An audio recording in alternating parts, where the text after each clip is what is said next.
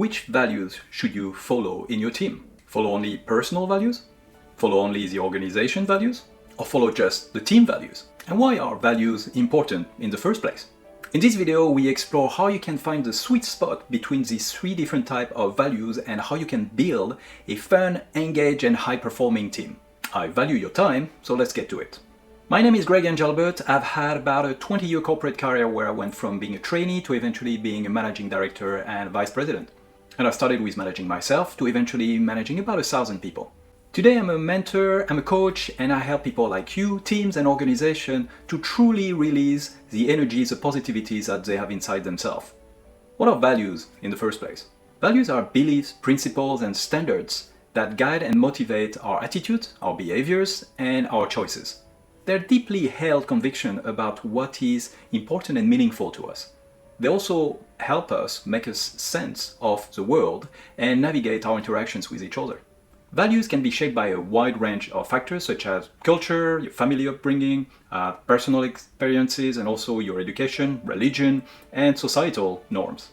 They are not fixed or immutable. They can actually change over time as we gain new perspectives and insights.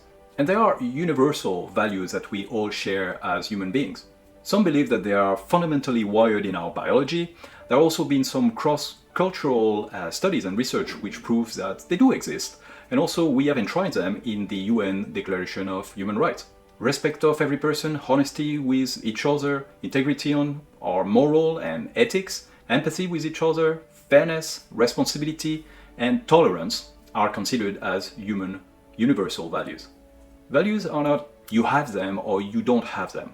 They just have a different importance for all of us. They're a sort of sliding bar where you go from having maybe a low importance to you to a high importance to you. Except for universal values, where they are always pretty important to all of us. Individual values reflect the unique perspective and priorities of each person. Life experiences, personality, culture, social norms, economic and political systems, personal goals, and priorities, they will all influence the values we have.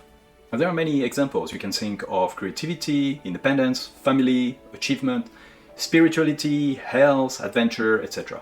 We usually have an awful lot of values that we carry with us, but there's only a few which are truly important to us at any point in time. My personal values are respect, fairness, care, and learning. Thinking about where they come from, one example comes to mind. When I was 4 or 5 years old, I think, I was watching a cartoon on TV which was called Calimero. The cartoon was about a small black bird which had a lot of trouble in life, and those troubles were linked to people taking advantage of the bird. I remember vividly being really outraged about it when I was a kid. I was like, it's so unfair, why are you not nice to Calimero? And that stuck with me. So why does it matter to have personal values? Having personal values centers you. It makes you clearer with your sense of self. It helps you know who you are, what motivates you, and what you would like to achieve in life. It can make us take more intentional and meaningful decisions in our life, and to live a more authentic and fulfilling life. If you encounter setbacks, some issues in your lives, then your values will be used as a compass, though you stay focused on what matters to you.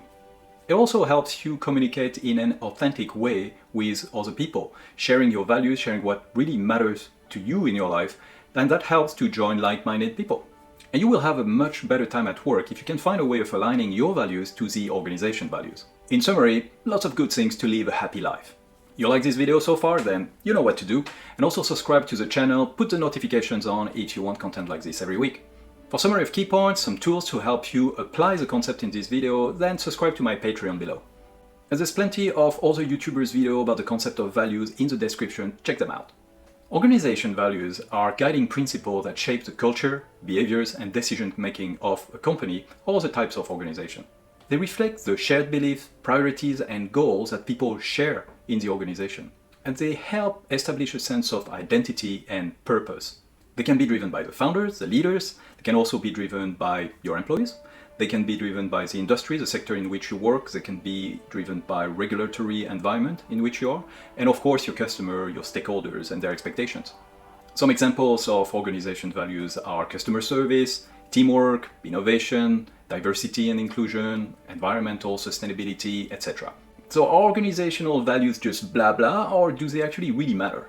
When you have values in an organization, you can build a strong culture where people's behaviors and decisions are aligned with the values, which in turn bring a strong sense of belonging. It can guide decision making at all levels, which will help with the reputation, the credibility of the organization, as people outside the company will perceive that it walks the talk. And usually, an aligned organization around values is a very strongly performing organization because everybody goes in the same direction. And you'll attract good people that will be attracted to your brand and attracted to the values that they see shining outside of the organization. They represent essentially the story that the organization tells its people, and that your people are telling other people about their organization. Team values are shared beliefs, principles, and priorities that guide the behavior and decision making of a group of individuals who are working together towards a common goal. Some examples of team values can be a commitment to transparency and open communication, a focus on continuous learning and improvement, a dedication to delivering high quality work, or a commitment to experimentation and innovation. So what do you get out of having team values? Same as organization, you build a strong team culture where people can refer to those values as something that unites them. If you manage to have aligned individual values with team values, then you will see a lot of motivation and engagement of people with their work on a day-to-day basis. It will help guide decision-making for all team members. It improves communication and collaboration in the team because values help bring openness in the team, and therefore it brings trust and honesty. It can also facilitate conflict resolution because team members will be able to come back to the values to objectively look at the problems that they're facing with each other. And if the team is aligned with its values, then everybody will be going the same direction and the team performance will be better. That's a lot of values, so how are we going to make all of this work together? First, let's talk about the must-have, the universal values. We all want them because they are fundamentally human, though we might not want them at exactly the same level within a team. Awareness of that is the first step to really align people and make them realize that people might have different levels. If your organization, teams, or individual members infringes on those universal values, then you're in trouble. For the values that you can decide and control, the sweet spot is in the intersection between organization, teams, and individual values. And there are 3 steps that you can take. First, you need to have awareness of those values, all 3 dimensions. Then it's important that those values are made into a personal story, whether it's for yourselves, it's for the team, or it's for the organization. Finally, that's where you create the overlap. You look at those 3 dimensions and you see what they have in common. What are the common stories that you can tell yourself? Let's do a finding the sweet spot exercise together.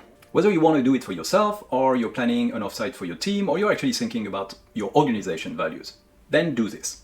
First, define what a value is. Define it to your team, to yourself, to your organization. You can find a description below. Then ask them to identify 5 core values that they feel very strongly about. It can be more, it can be less. 5 is a good number. If they struggle with understanding what are the values, and maybe you can help them, check out in the description. There's a website with a list of a number of values. Ask them to write down why each of those values are important to them. This can be about a story in the past, it can be about an object, it can be about their life purpose, etc. Now have people share with each other. You can share it in one go, everybody sharing all their values, or you can spread it. Then it's time to bring the organization values in the mix, if you have any. Look at what they are. Hopefully they are not just one word, there's also an explanation of what are the expected behaviors attached to this value. Ask your team to check for themselves how they relate to the values of the company, of the organization. Where is the alignment?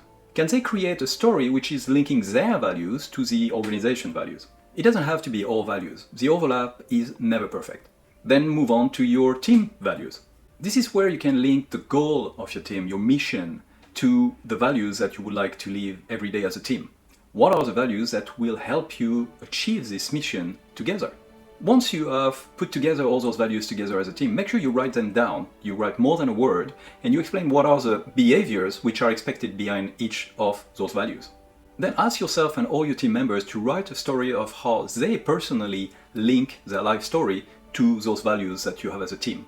And finally, also check if there are potential conflicts between the values that people have individually, the ones that they have as a team, and also the organization values. Done and dusted? Not quite so. This is the first go at it, so it's important that you make them alive, that you come back to them maybe every 6 months to check, okay, are we still okay with those values? Are we living them? Is it something that is still important to us? and see where tensions have arisen between those values and also in trying to live those values. It will tell you something about where in the organization, in the team, or with individuals, something might not be going perfectly well. The final step is to keep communicating your values, whether they're organization, team, or individual values. It's only when they're in your face all the time that you will truly be reminded of them and that you will really live them every day of your life. When you fully live them, you will experience a centered, peaceful energy that will power your decisions, actions, and relationships. I will leave you with one deeply meaningful quote from the King, Elvis Presley. Values are like fingerprints. Nobody's are the same, but you leave them all over everything you do.